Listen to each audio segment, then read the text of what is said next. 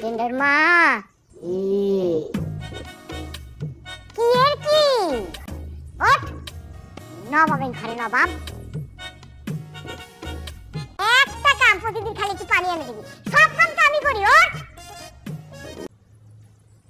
ফাজিল বলা একটা কথা শুনোস না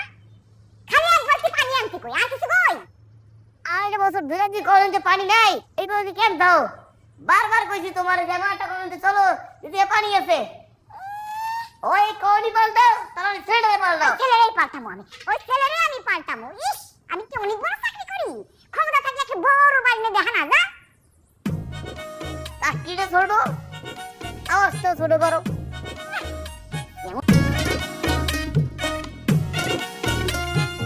আমার একটু পানি এনে দিবি